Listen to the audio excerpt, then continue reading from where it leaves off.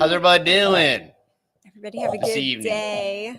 Did y'all have a good day? I don't want to discriminate from anybody that's watching at a later time. Are y'all ready to talk about sugar? Hey, sugar. What's going on? Where's everybody at? Let's see. And hopefully, I want to encourage y'all. Let me see. I'm going to drop the link to our interview with Mike Adams at the Brighteon Studios. That was a lot of fun. So I want to put that. I don't know if my connectivity is not. I don't know why it's clocking. All right, maybe I'll do that later. I don't know. We were having camera issues with the Mevo technology, and for some reason, when we use this Ozbot camera, there's no lag. When we use the Mevo, there's a lag. And I've been talking to some of my nerd tech buddy people, and there's these different streaming cards you can get. Yeah. And we're going to probably build a new editing station. We're going to build back better to try to ramp up the quality. Hello, Nova Scotia. Where's everybody else at? I'm looking for everybody on here. Montreal, Nova Scotia. Montreal. Yeah. Got lots of Canadians on keeping it free up there, y'all. Keeping it free. Outstanding. Always loyal. Carlos is on. Glad you can make it, buddy. Carlos. Michigan. Representing. Ashley from Michigan. I always forget. Carlos is in Virginia, right? Carlos is in West Virginia. Oh, West Virginia. I'm so sorry. So sorry. I haven't watched the Mike Adams interview yet. So you're ahead of me, Rhonda. Side hustle. Hey, Oklahoma's Alabama. So, hey, there's a fellow Texan. Tennessee. Gina. Lost to wine in Portland. Wow, you're really lost. Wow. That hurts. Portland. Josh is from Texas. Got some fellow Texans in the house. Awesome. Y'all enduring the heat. Couple more months to go. We just got to hang tight. We want to Central Texas. All right. Where in Central Texas? Texas is a big place. Nashville. We're gonna be sharing a fellow Tennessean here video. Dr. Barry did with this guy's name Curry Starnes or whatever. Yeah, he's big in the Coca-Cola. Well, yeah, he was one of these conservative lobbyists. He worked with these lobbying groups, and basically they lobbied for big sugar and all that stuff. But I thought that this was really so I am not drinking sugar tonight. I never drink sugar anyway. But this is actually chicory root. And I have, look at all the oil on top of that. Y'all see the oil in that? But I did, it's a really thick, it's the Thai coconut, really thick coconut cream. So that's what I put in it. Good fats. Chicory root. Tastes like coffee, but better. And we have some exciting developments coming to the website soon. For all you carnivores and everybody that's been clamoring for us to mail out meat. I think we're going to have beef jerky. So we're going to have some carnivore approved beef jerky. The boys were designing the stickers today for the new beef jerky, and we're working with our local USDA processor, and they make jerky. So we have the meat, they have all of the machinery, stuffs. So we're really excited about that. We're gonna make it happen, Captain. So we're working on that. And the boys are pricing out a huge fencing job tonight. That's what they're doing. Yeah, large. Well, it's a clearing / fencing. So they're going to be doing like $12,000 worth of fence line clearing. It's a very large. It's a big job. And then this morning they took in our 3 Angus. I got to say goodbye to them. They were so beautiful. They were so big and fat. I didn't tell you that. They barely fit on the trailer. Yeah, they were super big and fat. The 3 of them. I was very impressed, you know. They got fat on grass. Yeah. most people like to grain out their Angus because they're kind of designed that way. Well, these Angus were super fat on grass. They got fat on grass, y'all. Yep. So it works. Yeah. It happens. And they were so beautiful. And I was like, y'all look so beautiful. Goodbye. It was so sad. I was a little sad because they're so beautiful, but they're going to be good meat for some local people here. So that's cool. And we still have 2 pigs left. We have halves. Go onto the website. Shameless plug. Go check out the texasboys.com. It's our little farm shop if you haven't checked it out already. And if you are local to the Northeast Texas area, you might want to check out our meat. We have some pork available and also some beef available. We are also breaking it down into halves on the website for reservations. And we can also do custom bundle boxes if you're willing to drive to pick it up. So just let us know what y'all need. And morphing. We are super blessed with abundance to be able to share. Yeah, we're excited. We're really excited when we get to talk to our customers and they're excited about buying clean meat. Yes. And when you work hard and sweat a lot and you spend $8,000 on good hay. Yeah, it's exciting to share. I think it's real exciting to be in a place of abundance where we actually have enough for our family and to share with other families. Like that's so exciting. So we had a family come today and pick up some meat. And then I think we have another family coming on Friday to pick up some meat. So yeah. All good things to work towards. Somebody appreciates a t-shirt. So that's in honor of June, y'all. So don't say too much. Don't say too much. We just got back on here. Happy June. Happy June. Happy June. Amanda wants to know, is carnivore what God intends if Daniel refused the king's meat in favor of veggies? Well, that was an exclusive scenario that was exclusive to Daniel, and he ate the legumes and all that good stuff. Yeah. But I mean, I don't want to tell you about the prophet that had to eat human dung. Okay, so there's that. So we can't take isolated passages. We must exegete, not eisegete. So, and I know the Daniel diet was a fad, like all these other fads. I think Rick Warren was hot and heavy with the Daniel diet. And if you just look at a current picture of Rick Warren, you'll see that either the Daniel diet doesn't work. He's an arch heretic. Now, well, he's definitely an arch heretic. Either the Daniel diet doesn't work or he doesn't. I think the point of the Daniel diet, that I guess if you want to call it that, when they did that, I think it was a marketing scheme. Well, no, I think I'm talking about biblically. When they did that in the Bible, when Daniel and Shadrach, Meshach. Yeah, Shadrach, Meshach, and Abednego.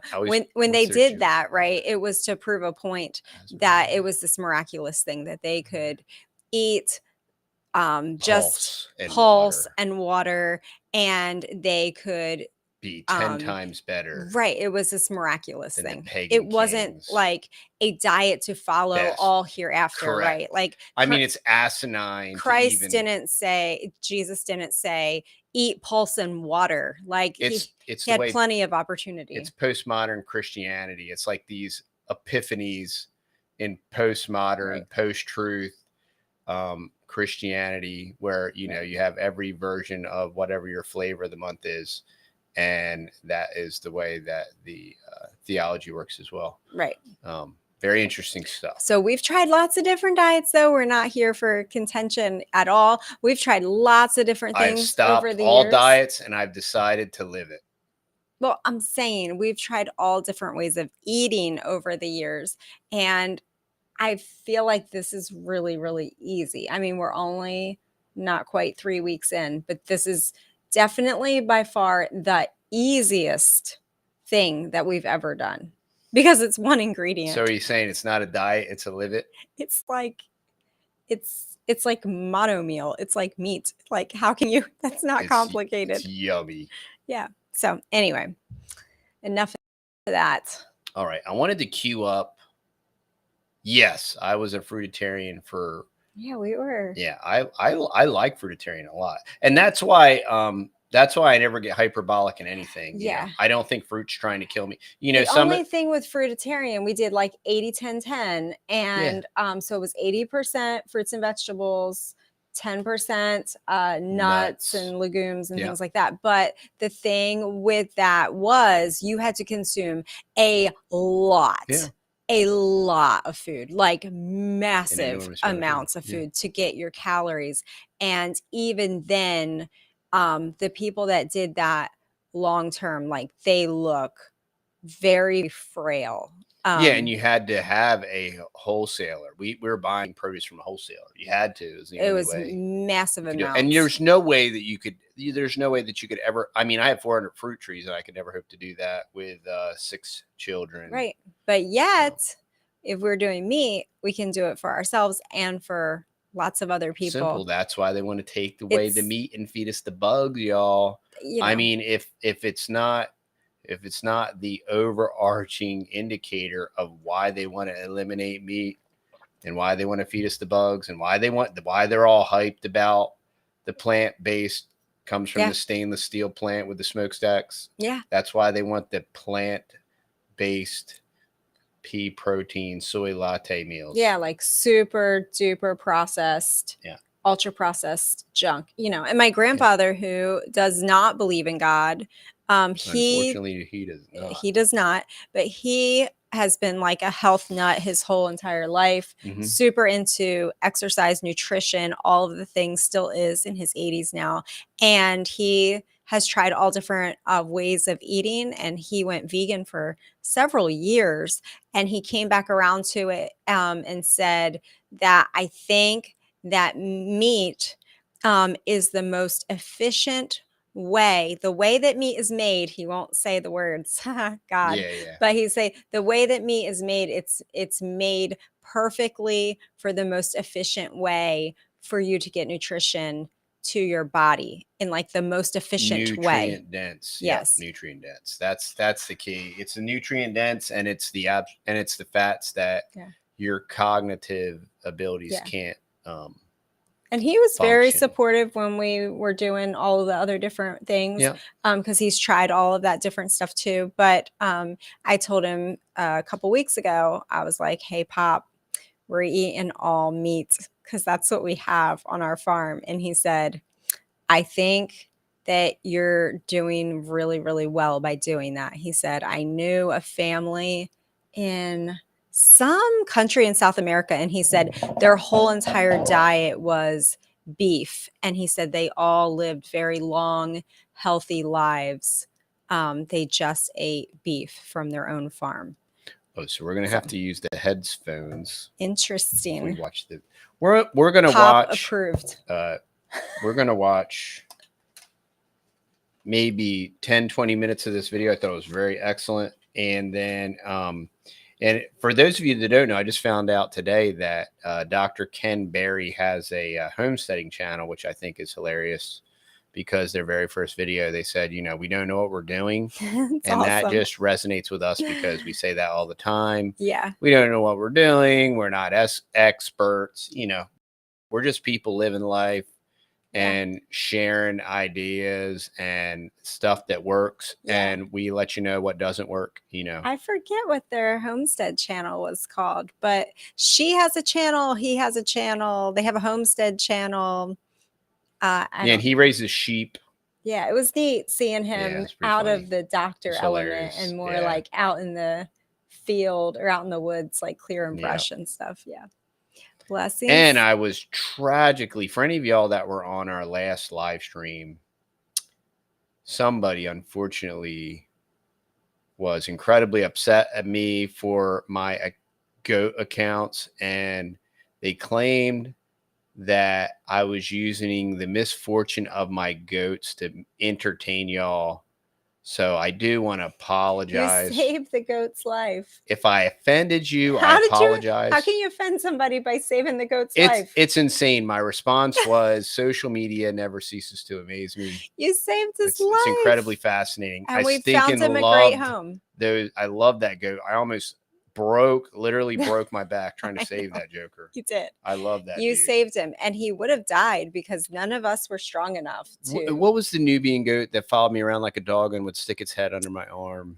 Oh my! But yeah, we loved our goats. We had Maggie and Aggie down here. Yeah, it was Mags, Ags. And I don't remember. It was Maggie or Aggie. But you're talking about up there. No, it was down here. It was a Nubian. Yeah. Yeah. Oh, we did love our goats. Yeah, I loved our goats. We did. And I thought I reflected that in the story since I tried to practically kill myself. But you know how it is in Karen world, postmodern, post-truth Karen world. Somebody managed to get offended by that. But that doesn't surprise me. But social media is still fascinating. We do have a t-shirt. If you're offended, you can leave. If you're offended, you can leave. Yeah. If you're offended, there's 8 billion other social media channels you can watch. So. If you're offended, bye-bye. How dare you? Save your What is Sissy Baby says? She says, "You monster." And she says it as a joke. She's hilarious. Yeah. Grace says, "You monster." Yeah.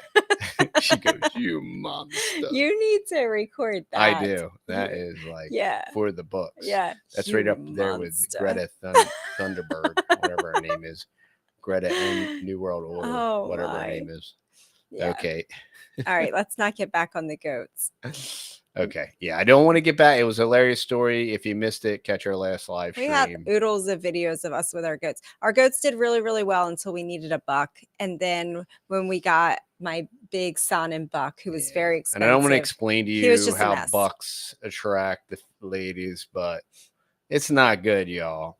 Once again. Well, he just taught the girls to run right through the fences. Yeah, well, that too. Because, so that was the thing of it. Okay, so I wanted to cue this up, but we'll just jump into it because we were running late and having camera problems.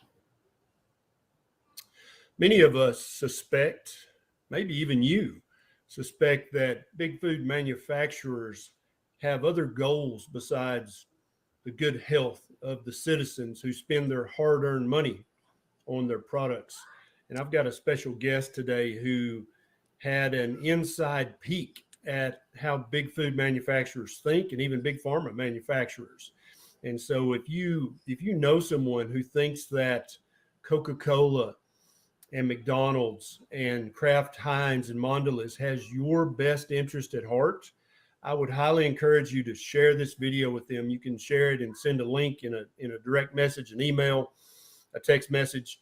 They need to watch this video because what Callie Means is about to tell you is a bit disturbing.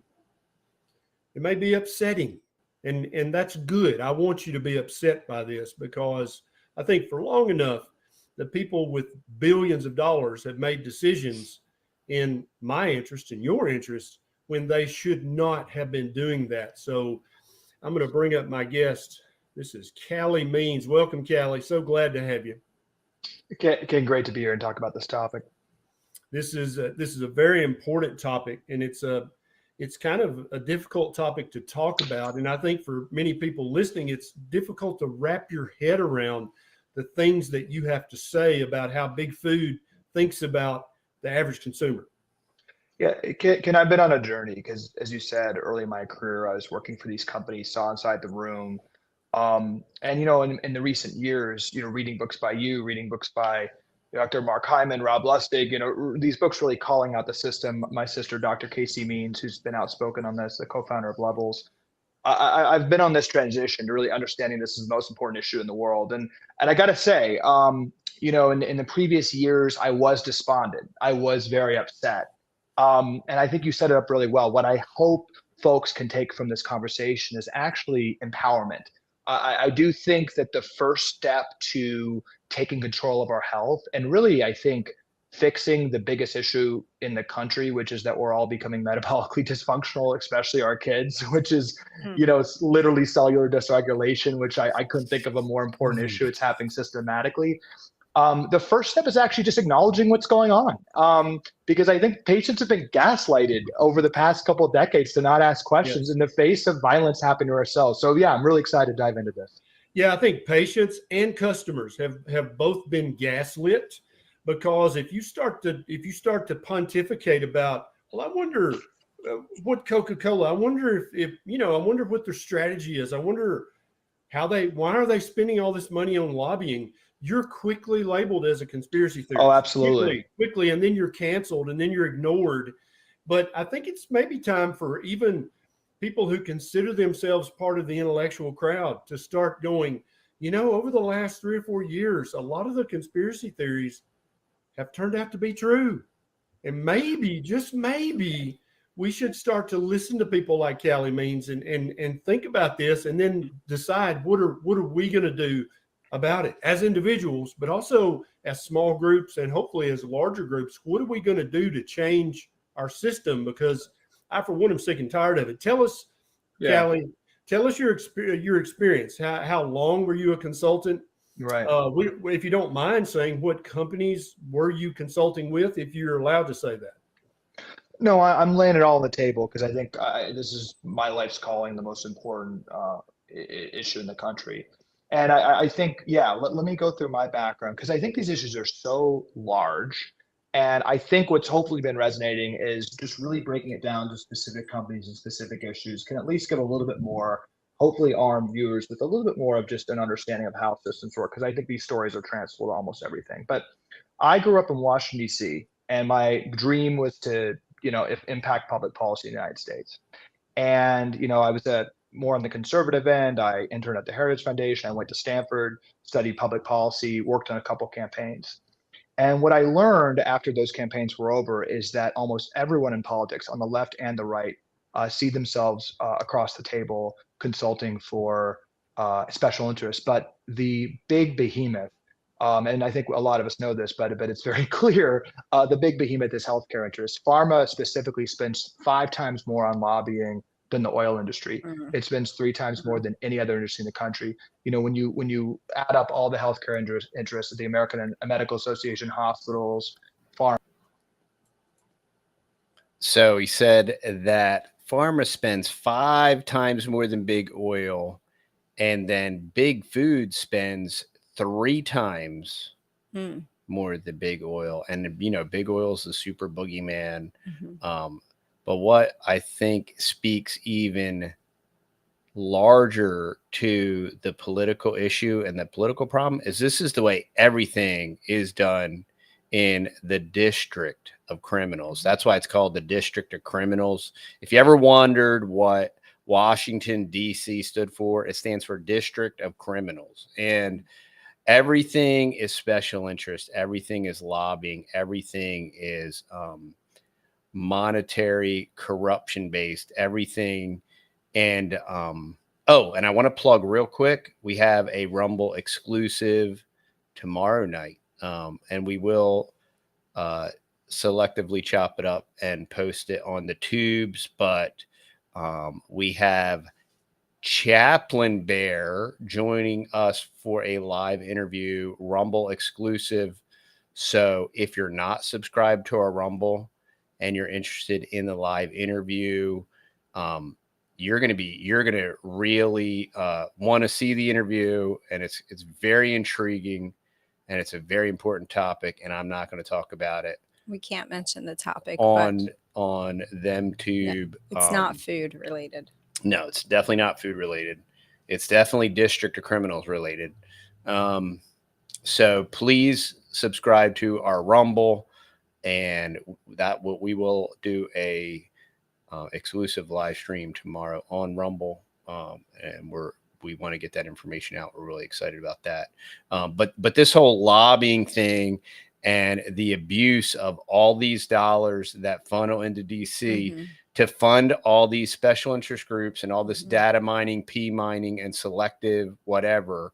And what's exclusively being talked about in this interview is big sugar and, soda and juice. Yeah. And how they, 1, make it a recommendation, 2, they distort all the data on it, 3, it's claimed to be healthier than all kind of common sense things. And unfortunately, in this postmodern, post-truth, Bernaysian era of marketing, predominantly, most people buy into it. And then we're going to get into a little bit more, even more unbelievable statistics about WIC and welfare and how that is distributed and why. And how they prey on the children. Yep. How they prey on the children, how they prey on the poor, how they prey on all of these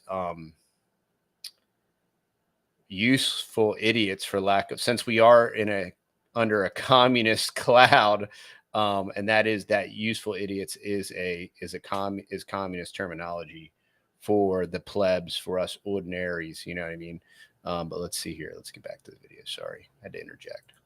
Pharma, they add up to about 35% of all lobbying spending in the country. And the second biggest spender, the other big behemoth in Washington, is big food.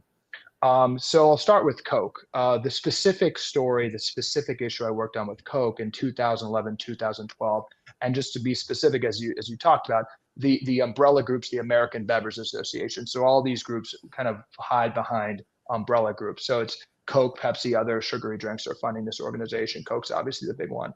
But they wanted guys watching this. We've already got 1,300 watching this. We need way more than that.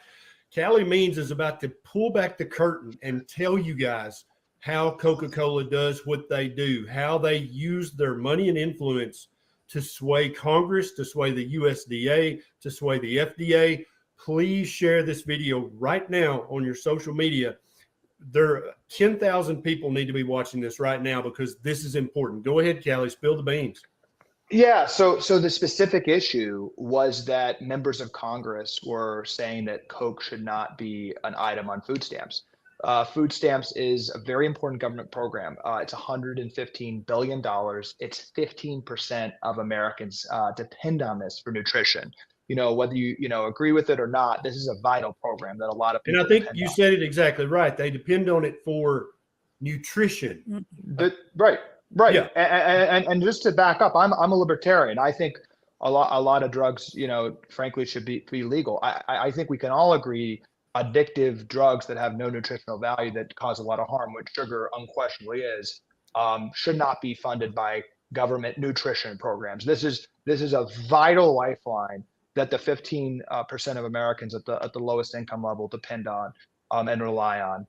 And Coke wanted to keep food stamp spending on soda. Now, believe it or not, sugary drinks, soda specifically, is the #1 item purchased back then and up until today on so food you stamps. mean when it takes their food stamps or their SNAP benefits to the grocery store, out of all the things, all the meat, all the vegetables, all the canned goods, all the dry goods, soft drinks are the #1 thing that food stamps are spent on? Sugary drinks are 10% of all food stamp spending. Yes, the #1 item. This is a material percentage of Coke and Pepsi's revenue. 12 billion. Okay, these highly addictive, I call it diabetes water. This weaponized billion. Sugar that's hitting our bloodstreams is the #1 item. Okay, and when you back up, 70% of food stamp spending is processed crap. This is absolutely unprecedented compared to other developed countries. There is a mass bipartisan effort to figure out, children's nutrition, lower income nutrition in almost every other developed country. And you look at the obesity rates, you can understand. But this is absolutely a rigged system, a huge part of Coke's revenue. And the mission was, how do we keep it that way? And there was a couple elements to the playbook. And the playbook really revolves around rigging institutions of trust. So, something I've talked about a lot, but I think it's very instructive. This is not complicated. And we see it today. If you call someone a racist or racialize the debate, or, make somebody feel like they're fat shaming or offending some marginalized group, the debate really shuts down. And this is well known. So Absolutely. Back then, and I was pretty junior, but one of my first jobs was to put a list together of civil rights organizations, African-American pastors, things like that. And we would reach out and we would, and just to take you inside, right? It's not an evil conspiring, but it's like, hey, your communities really like these sodas. People are trying to take away choice. We'd love to make a donation. Would you be You know, could we create a strategy to keep choice? Of course, that's just a complete perversion of the discussion, because what's actually happening is it's keeping government money, tens of billions of dollars of government money, going to this diabetes water, right? It's terrible public policy, but that's how these discussions happen. And as the New York Times reported at the time, the NAACP and the Hispanic Federation, some of the most leading civil rights groups in the country, went on a warpath, calling parents who were concerned about kids ingesting 100 times more sugar than they did 100 years ago. The fact that 25% of kids now have prediabetes, which is just unprecedented and just a scandal, obviously, calling them racist and racializing the debate and saying we're taking away choice. And that was all driven by public relations consultants for Coke. You know, unfortunately, myself seeing this and being a part of it, driving that. So the civil rights, that's a big example, and it's continuing obviously today. And today it's really expanded into the body inclusivity movement. There recently came out that Nestle and other processed food makers have been funneling millions of dollars to body and positive TikTok influencers.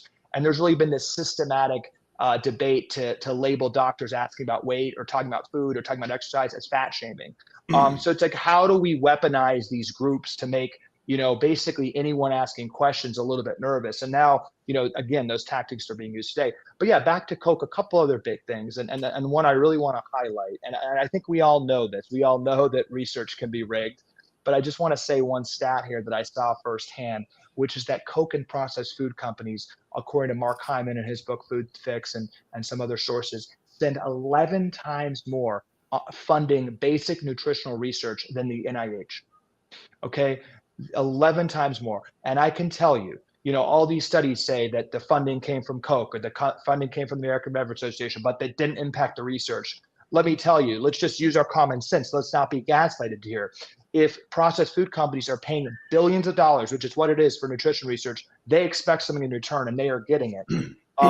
We still, to this day, have studies from leading research institutions questioning whether sugar causes obesity.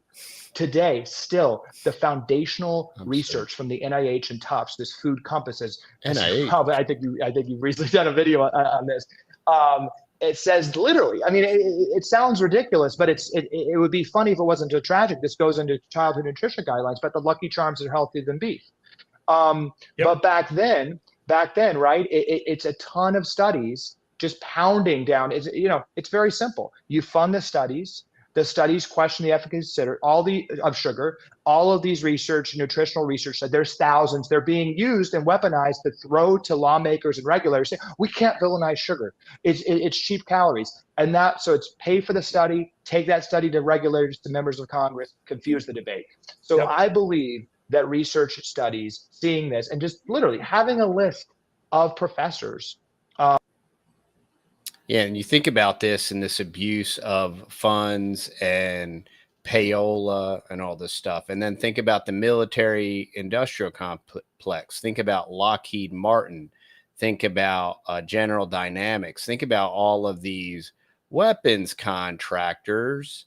And then the next thing you know, we have this bipartisan push to free the Ukraine, you know. So now Ukrainian citizens need automatic weapons to obtain their freedom. American citizens need to be disarmed, while simultaneously funding hundreds of billions of dollars to the Ukraine through overtly bipartisan activity. There is no left or right. It is a uniparty. And the same exact tactics and means that are used by big pharma and big food are used by all of these transnational World Economic Forum conglomerates through an actively bipartisan cooperation between the Bloods and the Crips, affectionately called the Republicards and the Demon Craps. So, you know, and it's the same thing. And this is why we're not going to vote our way out of this, right? So how do you fix the sugar problem? You do not consume refined sugar, right? So it's just straight application. And this is the way that, now, unfortunately, politics kind of surrounds us and attempts to dictate lots of things. Right. The whole reason that it's available on SNAP is because that these big lobbyists are, heavily vested in it, and they want to perpetuate sickness in people. So I know, sometimes it can be difficult. We've had family members on food stamps, and trying to eat healthy, you have to be very creative on there to be able to get healthy food. But sometimes it is available too, like with like little roadside produce stands and stuff. They will even accept SNAP benefits sometimes. It was really good up north. There was like lots of different integration with that, where you could just stop at a little roadside stand, and most of them you could buy fruits and vegetables and use your SNAP benefits for that. So it's not impossible. It's just you have to, first, people are totally addicted to soda. Whether you're on SNAP or you're just using your own money out of your own pocket, people are addicted to soda, and we see it all the time. I'm sure everybody sees it. Every time you go into a grocery store, the person that just has their whole cart full of soft drinks and are coming out. Or, I've experienced it where people are paying for their groceries with, SNAP benefits, and I look at everything they buy, and they have little children, and it's all just processed garbage. And there's no nutritional value in mostly everything that they picked out to buy. And I think some of that is just lack of knowledge. Like, and it's, that goes whether you're on SNAP or not on SNAP. Just in general, Americans, the American standard diet is sad. It's sad. It's lack of knowledge. Sad. Whether you're working in a big company and people have a whole lot of money, or if you're talking about somebody who's on very limited income, like different family members of ours have been, and, some people lack the knowledge to even know what good nutrition would even look like. Now, when my sister was on it for years, and she was a single mom with 4 girls, sometimes I would joke that she had better food than we did because she knew how to use it, and she was buying like organic milk and like all these other things. And I'm like, how in the world is she doing this? Yeah. But she had learned how to work it. She was like a crazy couponer. Do y'all remember that like extreme couponing? She was an extreme couponer. My sister's super organized, and she like studied that thing, and she figured out like the few things that she could buy with her benefits that would actually be nutrition for her children. And even if it was just like a whole bunch of gallons of milk or whatever, like she didn't waste them on the junk. She like was super, like laser focused with it. But most people don't have that knowledge. And like I said, rich people and poor people, there's no discrimination of who's drinking soda. No, you go into a grocery store down here, 80%, and I'm probably none of them are using any kind of assistance. 80% are walking out at a minimum with a case of Dr. Pepper. Mm-hmm. The ones that aren't are walking out with a case of beer. And there's no difference with Ambev. There's no difference between your Bud Light or your Coca-Cola, besides the fact that the Prohibition birthed the soda industry, by the way. And that's so what we'll do is I put a link in the live chat for the rest of this video. We can kind of continue to discuss this topic. I don't want to just bore everybody with a watch along. We should just skip ahead. You want to skip ahead? Minutes. Yeah, let's just skip into some of the good We can stuff. do that. Let's skip. But it's just going to be a blind skip, y'all. That's fine. Blind skip. Faith wants to do a blind skip. That's how I roll. And we're just going to flop back into it. It's good. These people do develop diabetes, fatty liver, obesity, hypertension, all the other things that go along with this, whether children or adults, then that they cover that as well. So it's like they're basically paying the salaries for the big food companies on the front end, and they're paying the salaries for big pharma on the back end. Which are the two biggest employers in the United States. Also the biggest political power and biggest lobbyists. And I call it the devil's bargain, because you kind of understand that food companies are trying to use, resources at their disposal to make food cheaper and more addictive. It's not great, but you kind of get that. You would expect the healthcare system then to be ringing the alarm bell. But it's just as a factual statement. It's a statement of fact. The healthcare system makes money when people are sick. True. So they turn a blind eye when the food companies lobby, and they turn a blind eye to the nutrition. So going back to the research funding, I think it is very important for folks to understand. When the FDA makes their nutritional guidelines every 5 years, that's not a nonpartisan, FDA bureaucrat making those recommendations. They put together a panel of outside experts. And it's people just like the folks that did this tough study that says Reese's Puffs are better than eggs. It's all outside researchers. And in 2020, 95, and you can Google this, it's all over, 95% of the people that made the nutritional guidelines that said 10% of sugar, diet being sugar for a 2-year-old is okay, were directly paid off. Direct payments from pharma and or food companies, processed food companies. And that's how, back my earlier career, that's how you're able to get it. That you're able to fund them. It's the same thing with pharma. The department and the FDA panel that's making obesity recommendations right now, those aren't FDA bureaucrats. Those are outside people. Back when I was working for pharma, 2011, 2012, it was all about opioids. And they had a blue ribbon panel on opioids for guidelines. And the head of that panel was the dean of Stanford Med School, who was a pain specialist. And the exact year that he issued this panel with a ton of conflicts and said we should have loose opioid guidelines, essentially, which led to devastation. Pfizer, one of the largest opioid makers, made a direct payment for pain research, $3 million to that professor and then school he oversaw. So, this is how it works. It's not that complicated. And the fact that there's such a close collaboration between private industry, academia, and the regulatory agencies in such a revolving door, where you obviously have the FDA director, coming from academia, going to the FDA, then going to the board of Pfizer. It's all this just revolving world of influence. Yeah, it's a technocracy, and there's no such thing. That voting does not matter. There's no, first off, Honey, you can't say that. No, you can say that now. You can't get into that.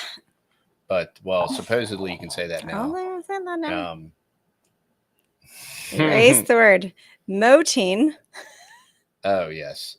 Moting. Like if you dug a ditch around your house, that does not work. Okay.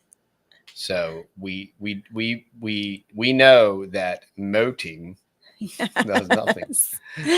But okay. I digress. But anyway, this is exactly, you have bureaucrats, you have public-private partnerships, which is what I call crapitalism. It's crony capitalism. These are the different things that people like even Ayn Rand has been writing about. And this is everything that's wrong with this socialist communist machination of the Anglo-American establishment, and Tragedy and Hope and all this stuff with Kissinger and Brzezinski in China. And they set this up and it became the model. And then, they basically soft sold it through the Fabian socialists like Bertrand Russell and all this stuff, and the eugenicist that became the microbiologist of the, scientific technocratic, and now we're going straight from Transformers right into transhumanism. Somebody mentioned that earlier. If you have this synthetic slurry of veggie soup, that works great for if you're in the matrix pod producing power for the multinational corporations while you're stuck on your,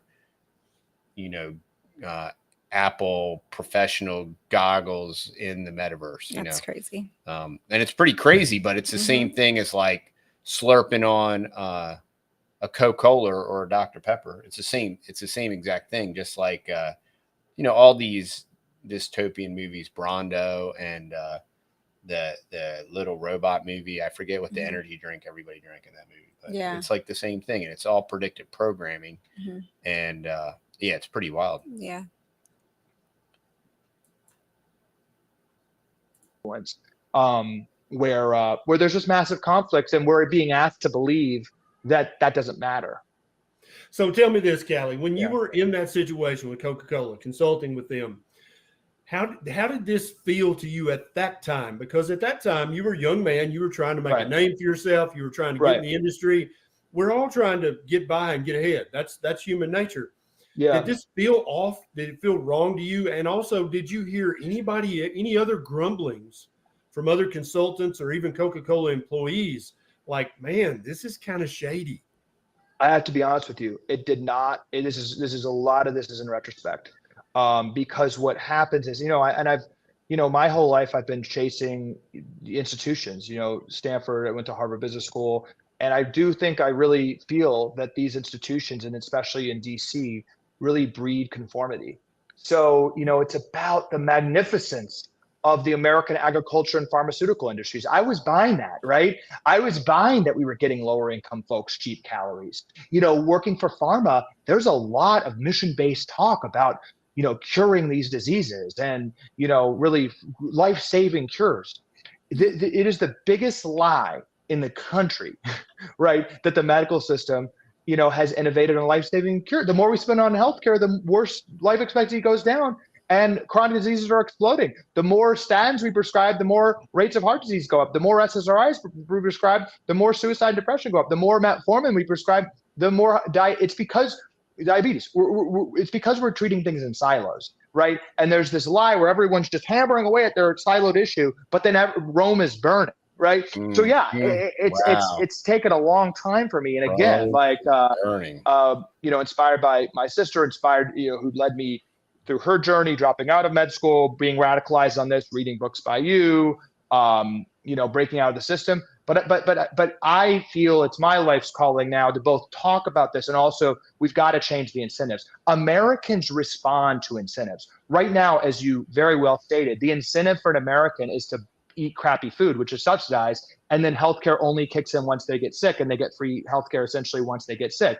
That's the incentives. People follow incentives, but people aren't systematically trying to have their children be obese and pre-diabetic and themselves be sicker than their parents were, so they're going to miss their kids' milestones and grandkids' milestones. But that's happening, and I think it's because of incentives. So no, it did not feel, to be honest. And I liken it to go. Very important, Callie. Yeah, I want everybody to listen to this carefully.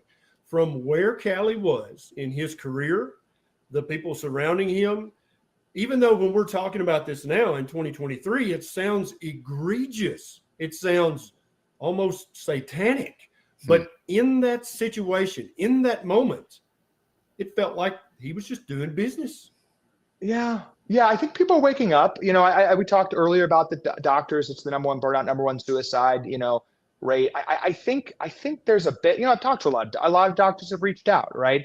A couple are defiant and defensive that the medical system, I don't know what their argument could be. It's not producing healthier patients, but, a little bit defensive. But there's been pretty much a thought. It's kind of like even chatting with, people at high up in the organization I've been attacking, who I still know and friendly with. It's just like, yeah, it kind of is right. But these are the two largest industries in the country. I kind of liken it, to not to call this out too much, but business school at Harvard Business School, and it is this institution very similar to DC. It takes very ambitious people. There's a lot of examples. I have a friend who wrote their essay for admittance about reforming healthcare and how we need to fix inequities. And because of this chamber, these institutions, they drive you to conformity. She goes to McKinsey, a leading consulting firm, and was working on the healthcare group that helped Purdue Pharma prescribe more opioids, and it's now getting massively investigated and had to pay a huge fine. It's like the people are being funneled into pharma companies. People are being funneled into big ton of people working at Pepsi now. These are all good people. They're friends. I'm not trying to call them out too much, but it's just like, I do think systemically, high level, our elite institutions basically demand conformity, and there's huge economic incentives. I think we all implicitly know, right, that big institutions are really letting us down. I think we know big food is obviously, right? Just look at the obesity rates between, a Japanese person in the United States and a Japanese person in Japan. It's 4x worse obesity, right? This isn't genetic as we're being told. And I just think we all see these institutions letting us down.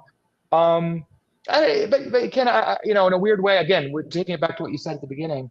I don't think the message is everything is screwed here. I agree. I think the medical system has made a lot, we've lost our way, but we've done, I don't think a person 100 years ago would imagine where we are now in a lot of respects. And I don't know, the fact that a lot of folks are watching this YouTube, waking up, listening to podcasts, reading books. I think we will change it slowly, but I think there's just no other way to get it back to food and kind of take down this sick care system that we have, where we're being poisoned by our food, and then have these incremental cures that are profiting the system but bankrupting our country. It's just not mathematically going to work. But yeah, it's still exists today.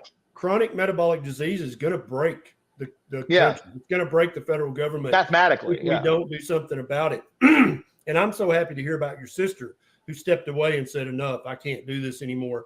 And more doctors every day are either taking that step or they're saying, you know what, I'm going to start telling my patients to eat real food. And if the state medical board wants to come get me, I guess they can come get me. And so more and more doctors, and that's a very unusual position for a doctor to take. You know that doctors are very risk averse. They do not like confrontation. They do not like risk. They do not want to get a phone call from the medical board. Right. But when you see what you and I have seen, when you hear this, when you read one of these books, you're like, holy crap, I'm part of the problem. I'm not. That's why, because so many doctors are burnt out, suicide rates sky high, because all they do is write more and more prescriptions for people who get sicker and sicker and sicker. This is what's so fascinating and incredible just by touching on these different topics like carnivore or whatever. First off, it's a very basic concept, right? You couldn't get a more simple basic concept than carnivore. Secondarily, you can't get a more, this isn't a new type of food. This isn't like a, the notion, predominantly what you're undoing with even the idea of carnivore is your habits. One, your habits. Two, like you need a balanced meal starting with a healthy breakfast, Right. And you have these code words and these Bernaysian phraseology of everybody needs to eat oatmeal for breakfast because of the industry and all that. So we know that all of that is true. And we know that even people that are incredibly healthy, they're very responsive to their doctor and his recommendations. And speaking from personal experience with family members that grew up, that I grew up with, the family members that they've read more in 10 years than I'll ever read in my lifetime, and were incredibly healthy minded and understood that health came from nutrition and what you ate, and participated and practiced in that, but allowed themselves to be gaslit and reprogrammed by the medical industrial complex. And it is, I'm sorry, in America at a minimum, and among professing Christianity, the medical industrial complex is a borderline God. And I wouldn't even say that it's that borderline. And well, I see what my doctor says. Well, why do you hey George, why are you taking those 45? Well, my doctor told me to take them pills. So I did. He said if I didn't take the pill, he put me on the first pill, and then my liver started to hurt. So he put me on a liver pill to counteract my, and that's how they killed my dad. They killed my dad with metformin. They killed my dad. They're like, oh, you're pre-diabetic. You need metformin. He started taking metformin, and then he started having strokes. And then I was like, oh, was he on any meds? Oh, no, he's not on any meds. Oh, well, except for metformin. Oh, common side effect metformin, strokes. Oh, wow. How anecdotal. I guess I'm a medical genius, you know? Yes. And they killed him. And I hate them for it. Yes. And I loathe and detest them for it. Yeah. I mean, I can point to several family members on my side. The same thing. You know, you just see the downward spiral once the medications start. And, you know, we're not anti-medication. You know, there's a time and a place for certain life-saving or, you know, extreme situations where modern medicine is very handy to have. I mean, we would not have all benefited from modern medicine. Several children if we did not have modern medicine. So we're very thankful for modern medicine. So we're medicine. Not like same thing, just like with we're not puritanical and idealistic. You know, God has a fascinating way. If you want to be so puritanical and idealistic and say, I'll never do that. You say that. I dare you to say that. Because God has an interesting way of teaching you, but he also has an incredible sense of humor. And I think he even likes my goat jokes, and he likes my story about Moses. Well, you saved Moses' life. And I did save Moses' life. I think it was a good and story. Moses was a biblical character as well. And he was the friend of God. So. Yeah, he had many offspring after that, actually. Yeah, actually, Moses was very prolific. Yeah. So, one of our friends still have one of his sons. What is it? Yes. What is his name? Darren? Larry, Daryl, and Daryl. I don't know what they name. And it's his brother Daryl and his other brother Daryl. And that's a Bob Newhart joke, and nobody knows what I'm talking about. But anyway, we're too old. Okay. But yeah, so you know, that's the video for tonight. I thought that was some really great info. It was really good. Yes. Talking about the lobbying and the money and the P mining and the data. But this exact issue extends over every geopolitical issue. Sure. So, you know, we must look at politics through this lens. Follow the money. And this is the key bono, right? Who benefits? So always ask key bono.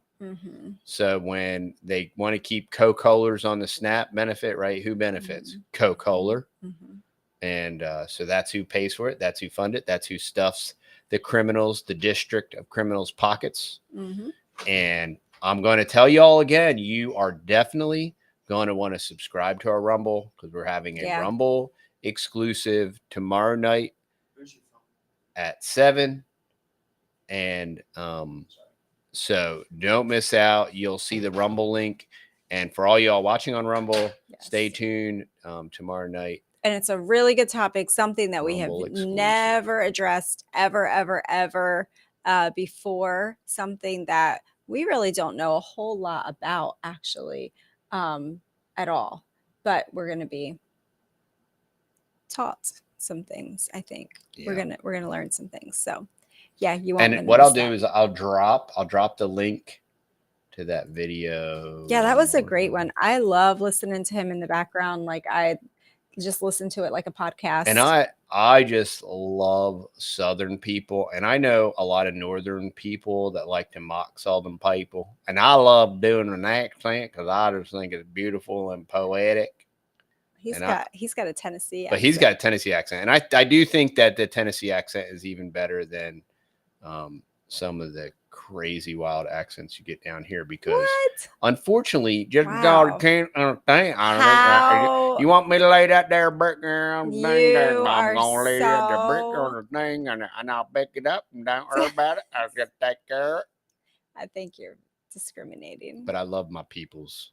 I love my fellow Texans. So. Well, the accent differs from all different parts of Texas too. Yes, very much so. Yes. So what time tomorrow? Somebody wants me to do a Southern Louisiana, a draw like molasses pouring out of your mouth. I'm assuming I talked to Chaplain Bear today. I think it's going to be 7 p.m. Central Standard Time. Okey-dokey. That's our normal stream time, y'all. All right. So we are looking forward to seeing y'all then. And thank you very much. Hey, y'all, hit up the texasboys.com. This is a value for value proposition. If you like the type of information we put out, and we want to encourage you, go on over to the texasboys.com. And don't forget free shipping on free shipping on any order over 150. Yes. So if you're looking to stock up on honey.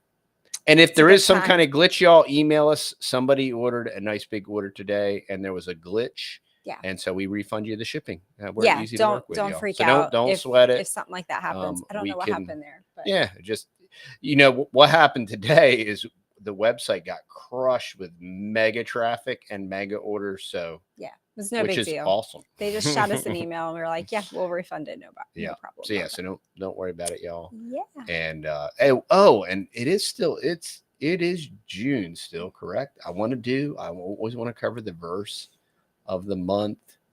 For this month, the month is June, and the verse is Proverbs 16:18.